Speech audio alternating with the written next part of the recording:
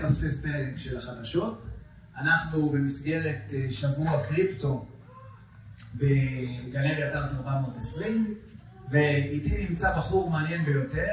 כמו שאתם רואים, הוא נראה מגניב כזה, יש לו מראה של ראפר.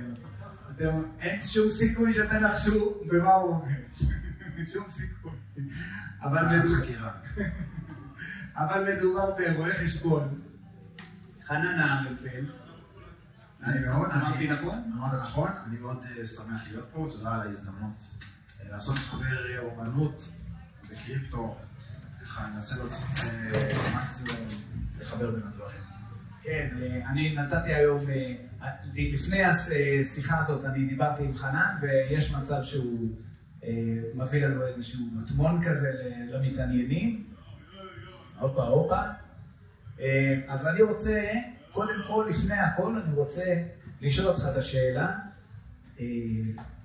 איפה היית שהכריזו על הביטקוין? נגיד, אני לא יודע אפילו מתי זה היה, 2009. אני חושב שב-2009 הייתי באוניברסיטה, וזה כנראה עבר לידי, אבל פעם ראשונה כששמעתי על ביטקוין זה היה ב-2012. רגע, תכף.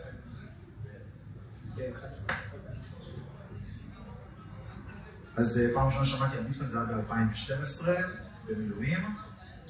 חבר שהוא מאבטח מערכות מידע, עוסק באבטחת מערכות מידע, הוא סיפר לי על המטבע המסתורי החדש, וזה היה נשמע לי כמו דיבור גדול. כמובן שפשוט עבר לידי. הוא סיפר לי בנקמה, שאתה יודע, שכולם ביחד וזה, והוא טוחן לך על ביטקוין, אבל שמתי את זה בצד. אבל ב-2017 חזרתי לעסוק בזה במשרה מלאה. ואני חושב שמ-2017 זה מה שאני עושה, אני מתעסק בשירותים נלווים לתעשיית הקריפטו. זה פשוט עניין אותי, זה מגניב, אני אוהב טכנולוגיה, ואמרתי, זה צריך להיות המקצוע שלי. כלומר, מאיזה שנה אתה רואה חשבון? אני רואה חשבון, אני חושב שזה 2014, קיבלתי רישיון, זה לא הרבה זמן. לא, זה לא מעט זמן כבר. זה לא מעט, זה גם לא הרבה, במונחים, אתה יודע, אנשים שיער לבן. אתה יודע, אני בן 43. עכשיו, אני עורך דין כבר, כבר 17 שנה. אני אומר, מה זה עורך דין 17 שנה? נראה לי עומד למות עוד רגע. אבל מה לעשות שזה המצב? אני חושב שהיופי יותר מ10 שנים. כן, אבל היופי בקריפטו שככל שאתה יותר זמן רואה חשבון ויש לך יותר שיער לבן, אז איפשהו הדור של פעם של הרואה חשבון הם מקובעים לדברים מסוימים וזה נראה להם, בהתחלה זה נראה להם שטויות. ועכשיו גם כשהם מבינים שזה חשוב, ויש להם ידע מקצועי, אתה יודע, אנשים עכשיו, לא יודע, 40 שנה במקצוע, 30 שנה במקצוע, אלה מומחים. אבל הפער, המרחק, בגילים, בדורות, מהסיטואציה הזאת, מקשה להם לתקשר עם לקוחות, מקשה להם להבין את החומר מעבר להבנה הכללית, וזה יוצר הזדמנות לחבר'ה צעירים. אני לא אומר רק רואי חשבון, אני אומר לכולם, כל החבר'ה הצעירים, בשבילהם, אתה יודע, זה אמת מוגמרת, וזה גם חבר'ה שעוסקים באומנות, זה גם נותני שירותים אחרים, זה גם מי שעוסק בטכנולוגיה, וככל שהחבר'ה יותר צעירים, אז הם נכנסים לזה בצורה הרבה יותר טבעית. הייתי אומר שזה הקבוצה החברתית שלך? יש לך בקבוצה החברתית, בחברים הקרובים, אנשים שעוסקים בקריפטו, דוגמה? אין לי חבר אחד שזה מעניין אותו, כולם בורחים מזה. כבר שנים אני מפמפם להם אג'נדות, כל מיני אג'נדות. ומי שזה לא מעניין אותו, זה לא מעניין אותו, ואנשים מבינים את זה בסוף מאוחר מדי. עכשיו, בגלל שזה שוק קטן ומתפתח, אני תמיד משווה את זה לגלישת גלים. אז כשהשוק מתפתח ואתה בראש של הגל, אז הוא נושא אותך. ואז בעצם אתה לא צריך להבריק, אבל כל עוד אתה חופר בזה ועוסק בזה ומסמן את זה ואתה נשאר על הראש של הגל, אז זה יכול להיות מנוע צמיחה, עד כדי כך שאם אתה רוצה ואתה קצת ראש פתוח, כל דבר שתיגע בו יכול להיות שאתה תהיה הראשון שעשה. הראשון בארץ, הראשון בעולם, אתה יכול ממש לחדש, ואתה יכול גם להשפיע על חיים של אנשים ולעשות טוב יותר, דרך המדיום הזה של קריפטו. כלומר, אתה בתור מי שנחשף לפעילויות של האנשים, התחושה שלך זה שזה אנשים שבאים לעשות טוב, אז קהילת הקריפטו הרי אין לה שם טוב, יש לה שם של רמאים. נכון, וזה נובע מאותן סיבות. יש הרבה כסף, יש הרבה אנשים שהם, יש הרבה פיתויים, יש הרבה אנשים שהם, אתה יודע, נכנסים לזה בתמימות מסוימת בלי להבין את הסכנות, וקל לקחת מהם את הכסף. ובסוף מישהו, אתה יודע, אמות מוסר שלו הן שונות, אז גם הוא יהיה על הראש של הגל, וגם הוא ייסע קדימה ויעשה הרבה כסף, אבל אמות מוסר עקומות מביאות אותו למקומות אחרים. ובנוסף, מניסיון שלי, אני רואה שמי שנכנס לתעשייה הזאת עם אמות מוסר מקולקלות, הוא אולי עושה כסף, אבל השם שלו נהרס, הוא מפסיק לעשות עסקים, הוא נהיה מוקצה, הוא עובר לחול, כי פה כבר, אתה יודע, חוסמים לו את הגישות, את היכולת לייצר אינטראקציה חיובית. ככה שבסוף, אני חושב שלעסוק בקריפטו ולשמור על האמות מוסר הטובות שלך, ולדאוג שמה שאתה רוצה תהיה בכוונה טובה מלכתחילה, וגם לא רק כוונה טובה, גם בכוונה רצינית. זאת אומרת, אתה יכול להקים מיזם והוא ייפול. באת עם כוונות טובות, אבל לא באת מספיק רצינית, ושרפת כסף של משקיעים, זה לא נעים. לא נעים, אבל אתה יודע, לא נהרוג אותך על זה. נכון. אולי לא נשקיע בכל. אבל שרפת את השם שלך. כן, גם זה. כן, ויש המון דוגמאות ליזמים פחות טובים. אני חושב שלבוא ולהתייחס למיזם ברצינות, זה חלק ממוסר בסוף, אתה יודע. אתה בסוף מגייס כסף ממשקיעים, אתה צריך לראות שאתה מביא את היועצים הטובים, ואתה מקשיב כשאומרים לך מה לא לעשות. כלומר, אצלך מרכיב היעילות הוא מרכיב חשוב ביותר בדרך שלכם. אני לא יודע אם לקרוא לזה יעילות. אני אתן לך דוגמה שקשורה ל-NFT, בסוף אנחנו מציגים פה NFT. כן, אוקיי. אני אתן גם למי ששומע, אני אתן דוגמה מתחום ה-NFT. אגב, מה אתה מגדיר NFT? כי אני מגדיר אחרת ממך. אז דווקא מיצירות אומנות דיגיטליות מבוזרות, שלפני שנתיים היה באז גדול, והרבה אנשים עשו מזה כסף. אתה יודע מה זה NFT? המונח עצמו, המשמעות של המונח, זה היחידה הכי קטנה שאפשר לרשום בספר. אוקיי. אוקיי?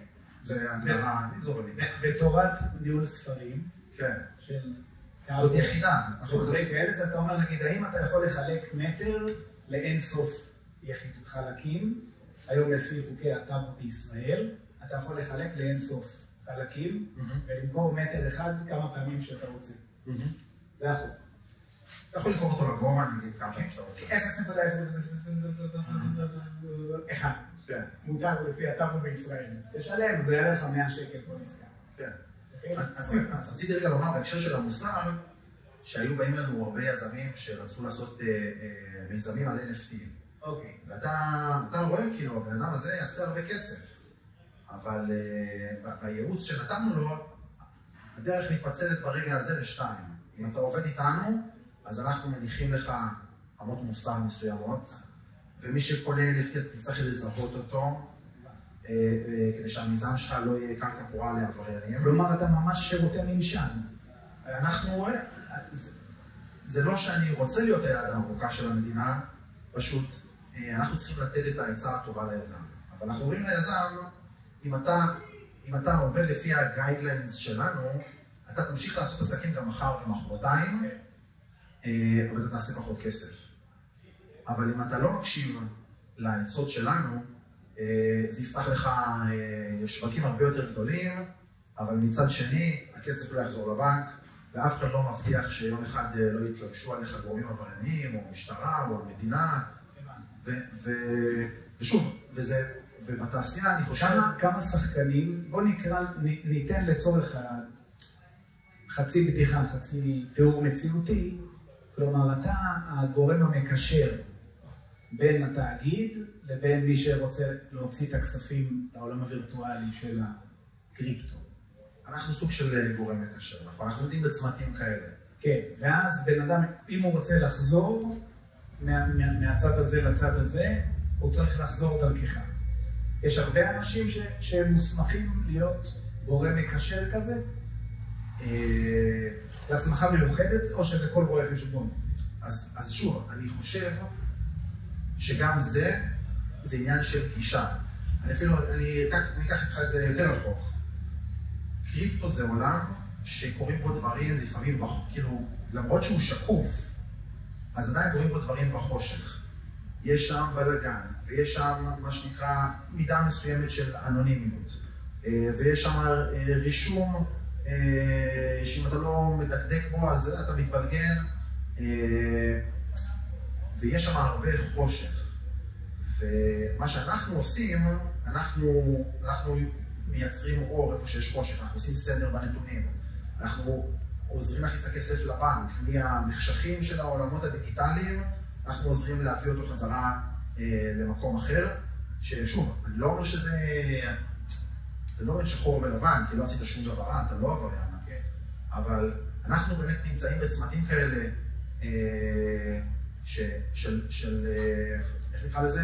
שומרי סף, או איזשהו שער בין כאוס לבין סדר, בין אנרכיה לבין מדינה. עכשיו, זה לא שיש נכון ולא נכון, אבל זה גם עניין של איך אתה רוצה לחיות את החיים שלך. יש לי לקוחות ויש לי חברים שהם ויתרו על סטנדרט חיים מסוים, ולא חשוב להכניס את הכסף לבנק. אני לא יכול להגיד שזה לא נכון. אני גם נוהג לומר שקריפטו זה כסף. אתה יכול לבחור את החיים שלך לעשות כסף בקריפטו ולוותר על אורח החיים הקל של לגייס באשראי. אבל לנו קשה לעבוד עם אנשים כאלה. אני לא יכול לקחת מישהו שמקבל את הכסף בקריפטו, מוציא את ההוצאות בקריפטו, אין לו חשבון בנק, ככה הוא בחר לחיות. תיאורטית, למה הוא צריך לו חשבון? באופן תיאורטי, אני שואל. לא, יש חוק, כי בסוף אנחנו עוזרים לאנשים ליישם את החוק, לשלם מיסים. זה מאוד קשה לשלם מיסים. לכל בן אדם זה קשה. אתה כבעל עסק, האינטראקציה עם המדינה היא קשה. והיא נהיית קשה כל יום יותר, עם גזירות חדשות וטכנולוגיה חדשה, ולעשות רישום לאתר הממשלתי גובה הילד. שמע, זה דברים שהם, אתה מקלל כמה פעמים עד שאתה מצליח, צריך המון סבלנות. וזה לא מתאים לכל אחד, ואני מבין את זה, בסוף לא כל אחד בוחר את הדרך האלה. קריפטו, אגב, מאפשר לך, אם אנחנו מדברים, הוא מאפשר לך לחיות חיים אחרים בלי המערכות האלה, אבל הבעיה שהמדינה לא מקבלת את זה. היום אי אפשר לשלם מיסים בקריפטו. ולכן אנחנו איפשהו, יכול להיות שבעתיד דברים ישתנו, אבל אנחנו נמצאים בצומת כזאת,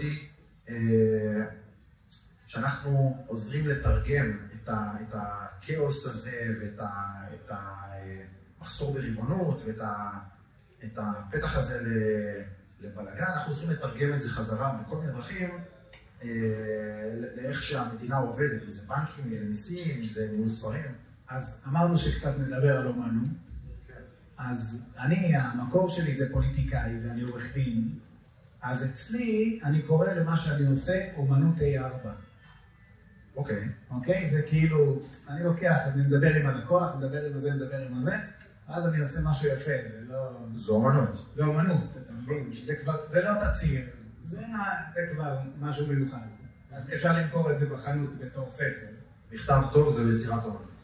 אז לכן, זה האומנות של עריכת הדין. וזה מתקשר עם מערכת המשפט. אז בתוך האומנות שלך, הרואה חשבון, אתה מתקשר עם הבנקים ועם רשויות המיסים.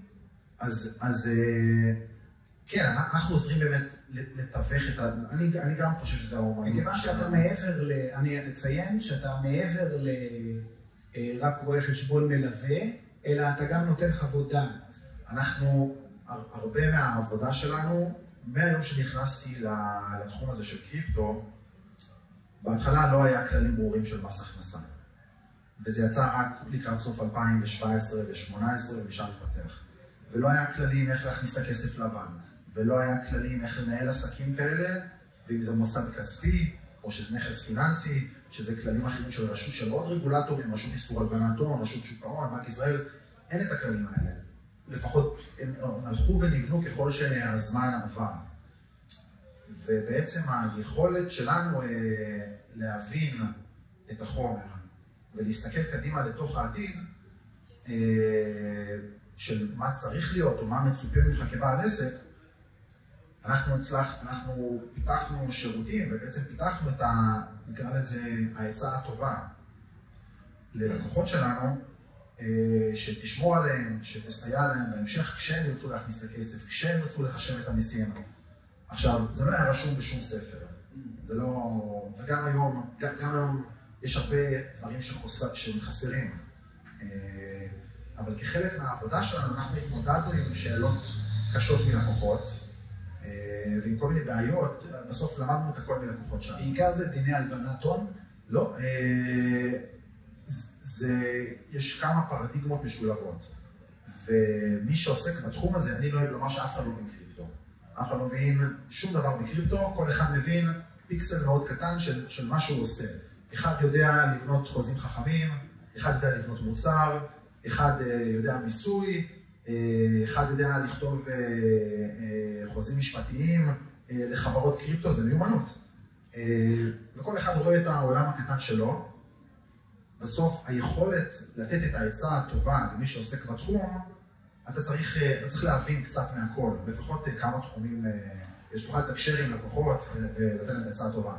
ואפשר לומר שזה, אם אתה אומר אומנות, אז אולי זאת האומנות שלנו, שאנחנו כל יום מפתחים דברים חדשים שקשורים בעולמות האלה של עסקים, מיסים, הלבנת הון, והיופי שבגלל שזה עולם חדש, אפשר לחדש בו עוד המון תחומים, רק צריך לאהוב, בסוף צריך לאהוב את זה, כי זו עבודה מלוכלכת בהתחלה, צריך לבזבז זמן ולטעות ולחקור ולקרוא על זה, אתה יודע, בלילה כשכבר סיימת את העבודה, ואז אחרי שעשית את זה, אתה צריך למדוד במחשבות שלך מה צריך להיות בעתיד, מה חסר. אתן לך דוגמה, יש חברה שהיזם שלה הוא היה ישראלי, משינסקי, לחברה קראו צלזיוס. היה לה אישור מרשות ניירות הערך האמריקאית. החברה היא קיבלה קריפטו ונתנה הלוואות, או שילמה ריבית על קריפטו. מוצר פיננסי סופר חשוב, כולנו בסוף מתעסקים בהלוואות בכסף פיאט וכסף רגיל, ובקריפטו באותה תקופה הוא היה חסר, והחברה הזאת כיסה המון כסף, איך שהיא נוסדה, הגיעה ל$3 מיליארד תוך איזה שנה, היה לה פה מרכז פיתוח גדול בישראל, הכל נראה טוב. אבל בחברה היו אי סדרים מטופשים, שבעולמות של פיאט כבר יש פתרונות לדברים האלה. פשוט מישהו היה צריך לחשוב, החברה הזאת היא לא מפוקחת כמו חברות אחרות, צריך להדביק לה בקרות פנימיות, כמו שהיה ב-2008 שחברות קרסו, אם היו עושים את זה שמה, אז זה לא היה קורס. ועדיין למרות שזאת קרסה, וזאת קרסה, ואחריה קרסו, והקריסות הכי גדולות בהיסטוריה, עדיין לא מיישמים דברים שמי שמבין בפיננסים או בחוק ומשפט, הוא יודע מה צריך לשים שם. אבל אף אחד לא רואה את התמונה הגדולה ואומר, צריך לשים שם מה שנקרא סוקס. זה נקרא נורמות של איסוף מידע ויצירת ראיות לעתיד. זה נקרא פשוט, הכל מתחבר שוב למוסר, אבל מצד שני צריך פה גם, אתה יודע, לקחת רגע, אתה יודע, לחפור ולחשוב, ואז לקחת צעד אחורה, לראות את התמונה הגדולה, ולחשוב מה צריך להיות. ושוב, הגל של הקריפטו הוא הולך ונהיה גדול מיום ליום. טראמפ מכניס את זה למאזן של ארצות הברית, ועכשיו זה מונפק בבורסה האמריקאית, יש לך תעודות סל, וזה לא משהו שהוא מראה סימנים של האטה, הגל הולך וגדל, והשירותים שאנשים יצטרכו, שירותים באשר הם, כל התעשייה הזאת הולכת ומתעצמת משנה לשנה, אז צריך יותר חדשנות, יותר אנשים שיבינו, והיכולת ליהנות מזה, לא צריך להנפיק NFT כדי להתעשר, פשוט צריך גם רמה מוסרית מסוימת, וגם, אתה יודע, להבין קצת ולקחת צעד אחורה, כדי לחשוב מה חסר לנו, ושם כל אחד יכול לייצר יזמות, ובעצם ליהנות מהמדיום החדש של הקריפטו. תגיד, יש בית ספר כאילו אני יכול ללכת לאיזה מישהו זקן באוניברסיטה, אז הוא ילמד אותי קריפטו, ואני את הקריפטו. אז כמו שאמרתי לך, אף אחד לא מבין קריפטו. השאלה מה אתה בוחר לדעת, מה חשוב לך? בשגרירות מלמדים את הבייסיקס, איך להשתמש בזה נכון, איך לפתוח ארנקים.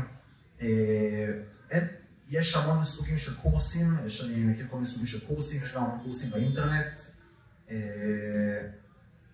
אבל אני חושב שמי שרוצה להיכנס לזה צריך לקחת את הזמן וכאילו וללמוד. אתה גם מעורב בלימוד.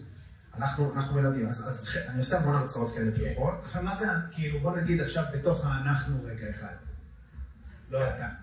האנחנו, יש לו המשרד רואה חשבון נניח, או כל הקבוצה שנניח שותף איתה, אז הם, גם יש להם מרכז הכשרות?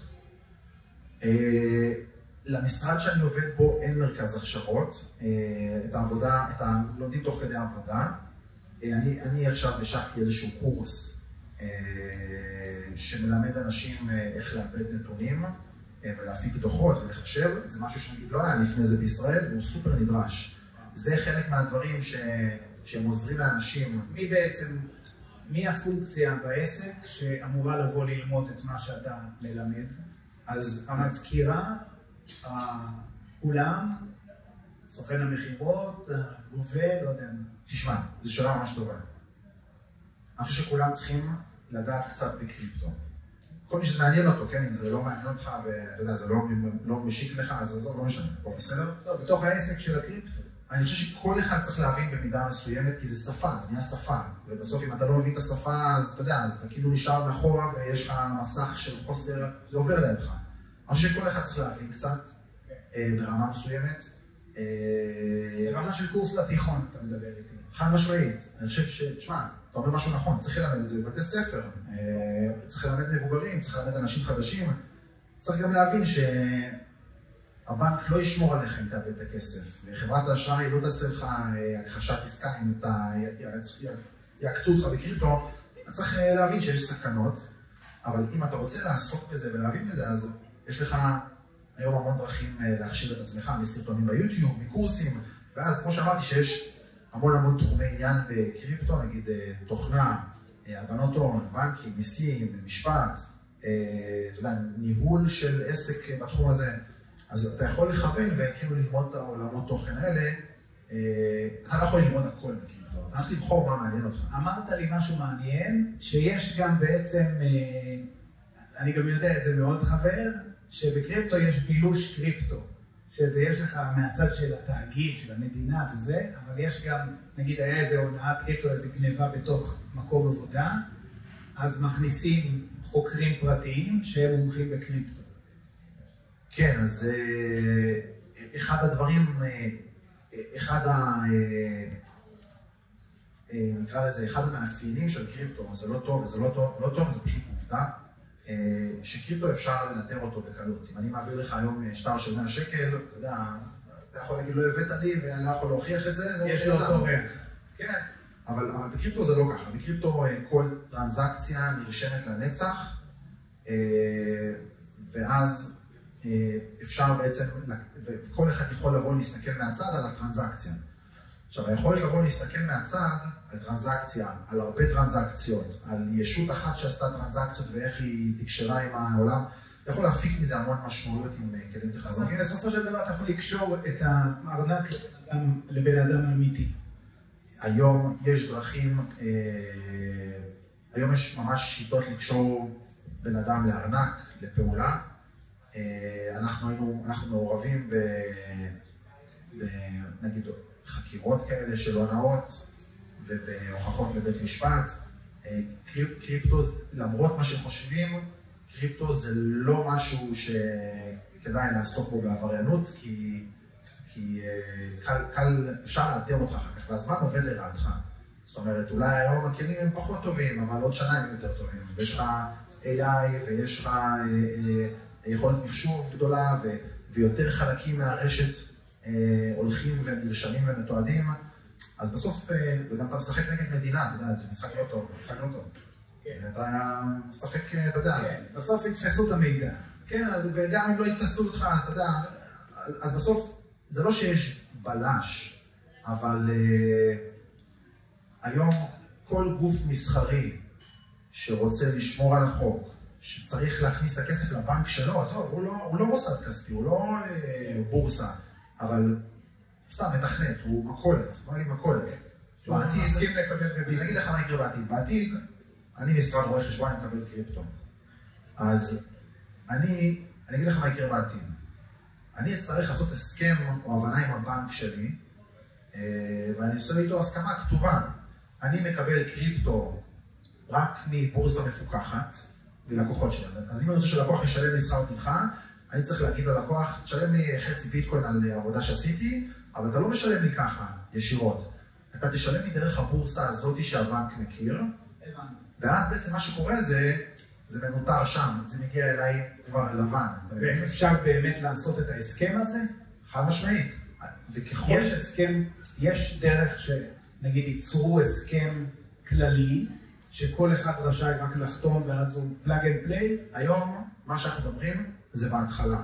והבנקים קשה להם, אבל קשה להם עוד לייצר דברים שהם, אתה יודע, אקסטראורדינר. קשה להם כאילו לקחת את זה למקומות, אבל...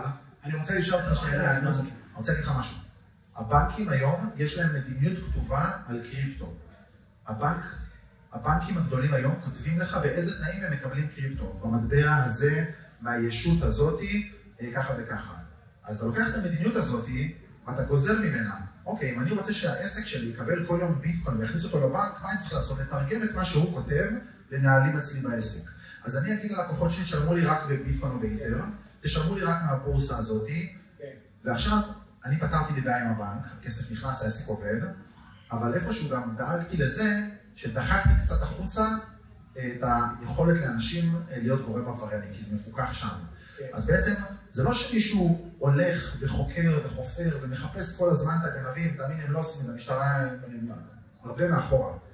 אבל בעצם כשהבנק אומר, זאת המדיניות שאני אקבל כסף, ואנחנו הולכים ומיישמים את זה, אז אנחנו דוחקים קצת לצדדים גורמים עברייניים, ובעצם בעקיפין ככה אנחנו מייצרים, אתה יודע, סביבת עבודה שהיא גם, כמו שאמרתי קודם, לבן ושחור, או חשוך ומואר, אז בעצם ככה אנחנו יוצרים סביבת עבודה שהיא בטוחה לעסק שלנו ולאנשים אחרים, ואז אם אני אחר כך אשלם באותו ביטקוין ששילמו לי, אפשר להראות שהוא כאילו הגיע בצורה מסודרת, אבל יכול להיות שגם לי יגידו, הלקוח, הספק שלי שאני רוצה לשלם לו, הוא יגיד לי, אני עובד עם בנק אחר, וזה הנוער של הבנק האחר, אז תראה שאתה משלם לי דרך הבורסה המסוימת הזאת. אז כלומר חסר לבנקים פרוטוקולים.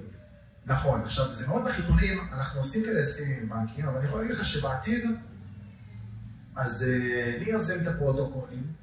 יש מישהו שבכלל קורא ליצירת פרוטוקולים? אנחנו ממציאים את זה לפי הצרכים של העסק, לפי המדיניות של הבנק, אבל בעתיד זה משהו אני לא אצטרך להמציא את הגלגל. יש בלשכת רואי חשבון או בבנקים איזושהי ועדה שהם יושבים על פרוטוקולים? אז מה שעכשיו אמרתי לך, זה בודדים בארץ מייצרים הסכמות כאלה, כי אתה צריך איזשהו, אתה יודע, צריך לעשות צעד אחורה ולהסתכל לתוך העתיד. עכשיו תקשיבו טוב, אנחנו נכנסים עכשיו לעולם של האנשים שבאמת שולטים בנו. לא, עכשיו אתם מקבלים עדות ראשונה מהאנשים שבאמת שולטים בנו. לא שולטים בכם, להפך. הם קובעים את הבירוקרטיה האמיתית. להפך, כשאתה עובד בחושך, ואתה חושב שאתה יותר חכם מהמערכת, אתה מגביל את האפשרויות שלך, ואז אתה נתון לשליטה. ואז כשיש לך פחות אפשרויות, אז אתה לא באמת חופשי, אתה נעול. תגיד איזה משהו טוב על הבנקאים. תגיד שהם אנשים טובים, שיאהבו אותם, כולם שמים את הבנקאים. הבנקים הם... אנחנו צריכים אותם. אנחנו אוהבים אתכם. אנחנו אוהבים אותם, אנחנו צריכים אותם, אבל לא יכולים לפה, יש חומר טוב. אנחנו לא יכולים לדמיין את החיים שלנו בלי הבנק. אנחנו לא יכולים. כאילו, אתה יודע... הם שולטים בנו, זה הכל טוב, אנחנו לא כועסים עליכם. גם ביטקוין שולט במפתחים של הביטקוין, ואיתריום שולט במפתחים של האיתריום. נכון. כי מי שמספק את התשתית, אז הוא ספק התשתית. והתשתית הולכת ונבנית מיום ליום, ואתה יכול לקחת חלק בבנייה של התשתית הזאת. כל אחד יכול לקחת חלק בבנייה של התשתית. צריך, כמו שאמרתי, לקחת צעד אחורה, להבין את התמונה הגדולה, יש מלא בעיות לא פתורות. אתה יודע, נשים את האצבע על בעיה, ואתה חלק, אתה לא תהיה הבנק אתה לא תהיה הבנק, אבל בסוף הבנק צריך מחשב, הבנק צריך מיילים, הבנק צריך פקס, הבנק צריך נייר. גם לא יש ספקים ששולטים בו, אבל אתה תהיה חלק מאותה תשתית שהולכת ונבנית. פשוט, כמו שאמרת, זה עולם חדש והגל לוקח את כולם. אז בעצם, אתה אומר, יש גם מערכות מחשוב שיוצרות פרוטוקולים חדשים, ואולי יש פה IBM חדשה שאף אחד לא יודע מי. נכון להיום, תשמע, אני חושב שלגופים גדולים יש יתרון מסוים, אבל זה יופי ביזמות ובעולם חדש, נכנס כסף חדש ורעיונות חדשים, אתה יכול היום לבוא עם משהו טוב, ואתה תהיה איזשהו שחקן משמעותי בעתיד. ואם אתה בא, עם הרמת מוסר הטובה, אתה תישאר גם שנים אחר כך. ואם אתה בא עם היועצים הטובים, והכוונות הטובות של יזם טוב, אז אין סיבה, וגם, אתה יודע, תבוא לייצר טוב ולתת ערך, אין סיבה שאתה לא תוכל, אתה יודע, להיות גם משהו משפיע, להשפיע לטובה על החיים של האנשים בעתיד. תשמע, יש לך הרבה בדיבור, אני שם לב, על הקטע של מוסר וערכים, מאיפה זה, כאילו, מה המקורות של זה? זה ברמה האישית שלך? זה ברמה האישית, אבל אני יכול לומר לך שזה דבר שבקריפטו זה חשוב, כי אפשר לנצל לרעה גם אותי כנותן שירות. אני יכול להיות עלי תאנה של מלא, כאילו, אבל בסוף מהניסיון שלי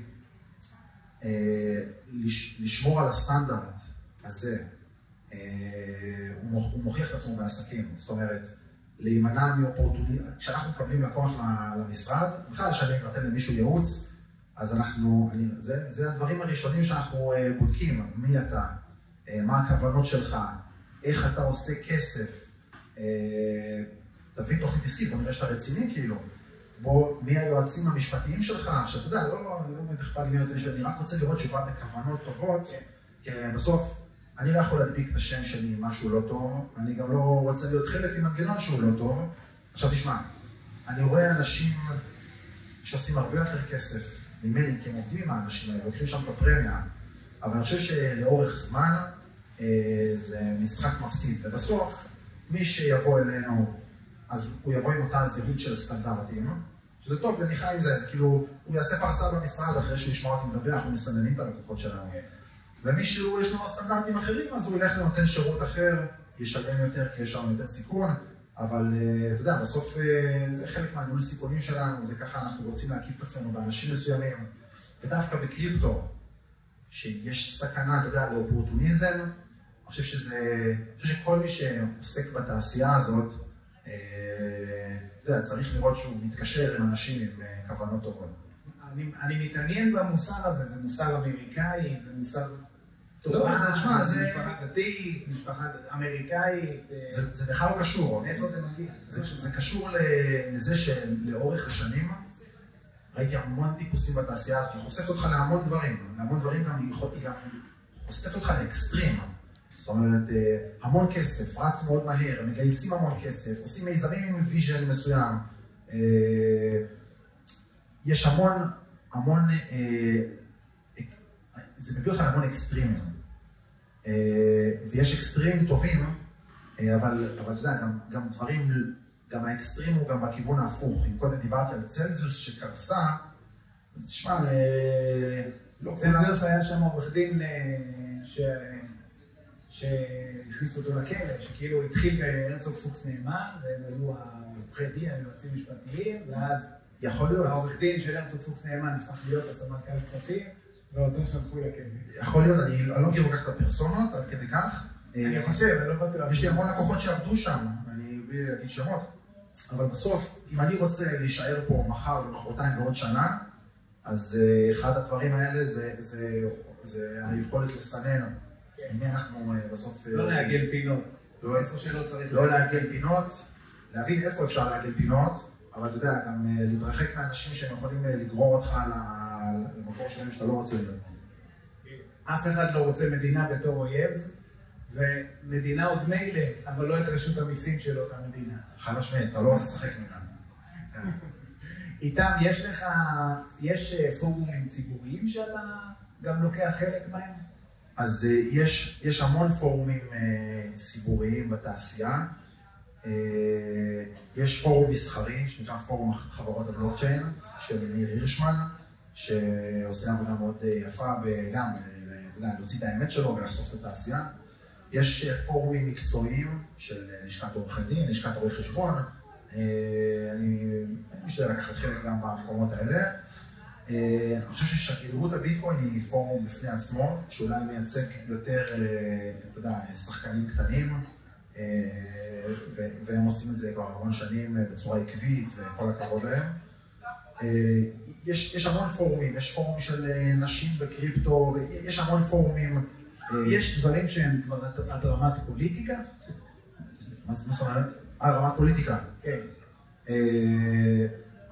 אז יש קצת לובי של התעשייה, כאילו שהוא אולי, אני מקווה שאני אומר את זה נכון. מי עושים את הלובי? אולי הוא ניטרלי פוליטית, הוא מקדם את התעשייה. אז שוב, אז פורום חברות הבלוקצ'יין למשל, אז הוא עושה איזשהו, ניר עושה איזשהו לובי. אבל אני חושב שבישראל אין איזשהו שחקן פוליטי שאמר... הירשמן? כן.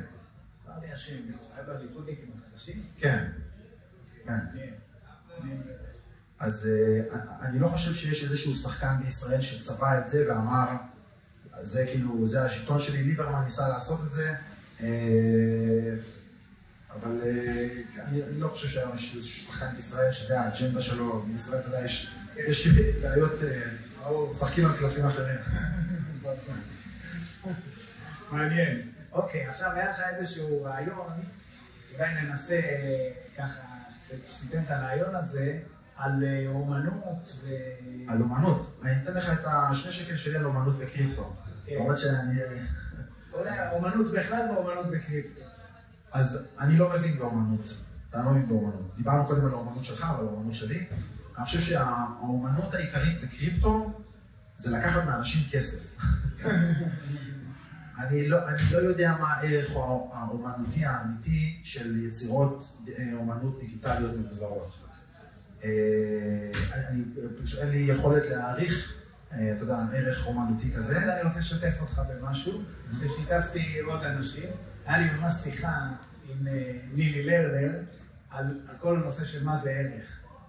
גם בהקשר של קריפטו, היא אומנית. אני אומר שלפחות דבר אחד מוכח. יש לו שתי הוכחות, מה זה ערך. הדבר הראשון זה שאם, לא יודע מה, יש לך שרשרת, שאם שלך נתנה לך, אז יש לזה ערך סנטימנטלי, זה מעלה את המחיר להרבה מאוד. בעיניי. אוקיי? כן, אבל אתה, ה-willingness to accept, אתה שולט. כן. אוקיי? עכשיו, אם יש לך ערך רגשי אחר, אז הטווח הוא בין שום דבר לבין, כאילו בין ערך המוצר הפיזי לבין הערך הסנטימנטלי. אז לדוגמה, יש דבר שנקרא אפקט הבעלות. מה זה אפקט הבעלות? זה גורם לבן אדם להבין שהוא מחזיק במשהו שהוא חד פעמי והוא רק שם. אוקיי? נגיד, אני אומר לך, אתה הבעלים של הקרקע ואני רושם את זה בטאבו. אז אפקט הבעלות הזה, יש מסקנות מחקריות שזה מעלה את המחיר, את ה-willingness to accept, מ-5 ל-8 על כוס. אוקיי? כלומר, עצם העובדה שאתה חושב שאתה בעלים, הערך עלה ב-60%. זה כי גם אם זה טעות פסיכולוגית, זה כבר נתון. אם משהו שלי, אז הוא שלי, אין ספק. וכן, אם אני אוהב אותו, אז אני אשחרר אותו במחיר יותר גבוה. ובואי נגיד לך איך מלבינים הון עם יצירות אומנות דיגיטליות מבוזרות. אופה, עכשיו זה מעניין. עכשיו, מה שקורה זה, השווקים של ה-NFT הגדולים, הם לא מפוקחים. זאת אומרת, היכולת שלהם לגדול זה בגלל העובדה שהם לא מפוקחים, שכל אחד בא פשוט חיבר ארנק, הנפיק מה שהוא רצה, קנה מחר מה שהוא רצה. אנחנו עשינו איזשהו קורס לפני 2020 נראה לי, ואת התעודות סיום הנפקנו ב-OpenSea, וכל מי שסיים את הקורס קיבל תעודת סיום ב-NFT, אין לזה שום ערך, עם השמות של האנשים. כל אחד יכול לבוא, לעשות מינטינג לאיזשהו קובץ גרפי או אחר, וכל אחד, ואין לך מושג מי הנפיק את זה, למעט כתובת ארנק, ואין לך מושג מי קנה או מכר את זה. עכשיו, החוסר פיקוח והעובדה שכמו שאתה אומר, המחיר הוא סובייקטיבי, אין שוק ל-NFT, כי זה לא סדרה רציפה, כל יחידה היא ייחודית, אתה לא יכול להשוות על יחידה אחרת. אז זה יכול להיות שווה $1,000,000, זה יכול להיות שווה $1. היא לא חלה בתוך מימד מוגבל פיזית, ולכן היא לא מוגבלת פיזית.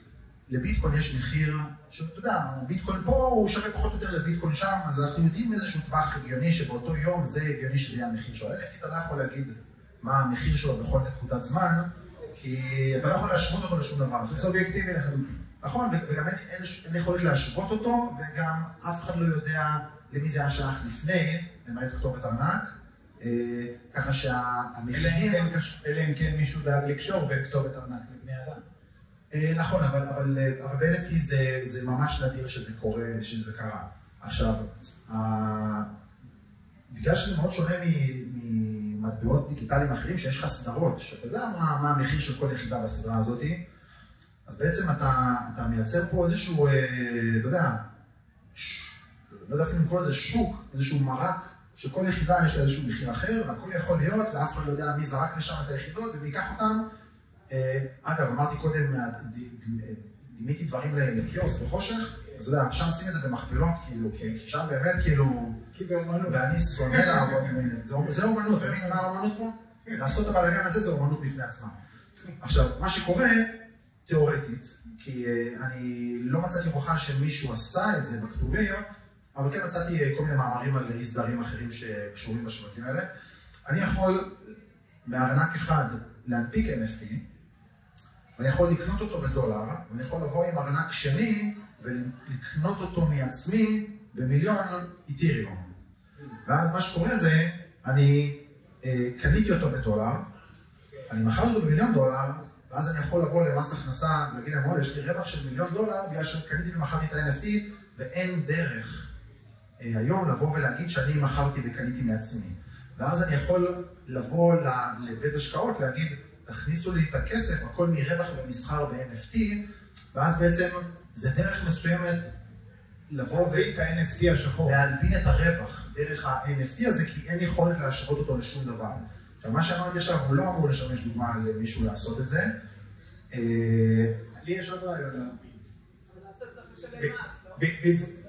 קחי את המס.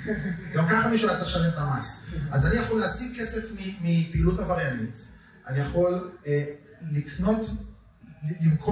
לקנות מעצמי את ה-NFT הזה, בלי שמישהו יוכל לעלות על זה, ואז אני בעצם אומר, אני לא גנבתי את $1,000,000 האלה, אני קיבלתי אותם מ-OpenSea נזירה. הבעיה שכשאתה תרצה לבוא לבנק נורמלי, נגיד בישראל, אז במדיניות, זה לא כתוב במדיניות, אבל במדיניות שלהם, אתה לא אמור בסוף, זה נחסם כאילו, בישראל. אבל אתה יודע, אולי אתה תוכל לבוא בעתיד לגוף אחר לא, בסוף, כשאתה עושה... בסוף זה, אני קורא לזה אומנות, זה כבר גם אומנות A4. אתה צריך שזה יראה יפה, אתה צריך תמונות על הכיוון. נכון, בישראל, היום לעשות את מה שעשיתי, לא באמת ילבין לך את הקריפטו, הוא כן יטשטש את ההיסטוריה הלא יפה שלו. לא יקרא ל-FBI. כן, אולי כבר יש להם דרכים גם, אתה יודע. תגיד, אבל אגב FBI, אם יש חקירת קריפטו, ותפסו קריפטו גנוב, אוקיי? ואז משיבים אותו כאילו לבעליו. האם הקריפטו הזה, בגלל שהוא היה גנוב, מולבן ואפשר להכניס אותו לבנק? אז קרו דברים כאלה. ארצות הברית חילטה המון ביטקוין במהלך השנים. אגב, המאגר של טראמפ, של בערך 200,000 ביטקוין, הוא אמור להתבסס על ביטקוין שארצות הברית חילטה. ואם אני זוכר נכון, היו מכרזים בעבר שבהם מכרו ביטקוין מהמדינה. ברגע שאתה קונה ביטקוין מהמדינה, אז אתה יודע, זה יד ראשונה מרופא. בדיוק. כן. זה לא נקרא הלבנת הון, כי החוק פשוט מחריג את זה. אבל רק אתה צריך להחזיר את זה לבעליו, במירכאות. בעליו צריך לתבוע את המדינה בשביל לקבל את זה, זה לא שהם פשוט ילכו ויחפשו את הקורבן, קח את הביטקוין שלך, צריך לתבוע את זה עכשיו. כלומר, יש עולם שלם של ביטקוין שמחכה לבעליו. ולא יגיע לעולם. שיהיה להם בהצלחה, כן. זו הגניבה הכי טובה ביטקוין, כי אף אחד לא בא אחר כך לתבוע אותך. אוקיי. טוב, קודם כל, היה לי מאוד נעים לשוחח איתך. אני גם היה מעניין ביותר. נראה לי שהוספנו פה מידע מעניין למי שהבין. בכיף, היה כיף. ונשים את כל הפרטים, גם לקורס שלך, שהוא דבר לדעתי שווה לעשות איתך אינטראקציה, בחור מעניין. ותודה רבה שבאת. בכיף, אז אני חנן, אני רק אומר, אני מנהל את מחלקת הקריפטו של בייקר טי בישראל, ואנחנו, חשוב לנו לסמן את עצמנו, אתה יודע, כסמן הימדי של התעשייה הזאת, לעשות את הדברים נכון, מתוך ראייה של העתיד. יאללה, תודה. אני שמח שיש אנשים כמוך בישראל. כמוך. תודה רבה.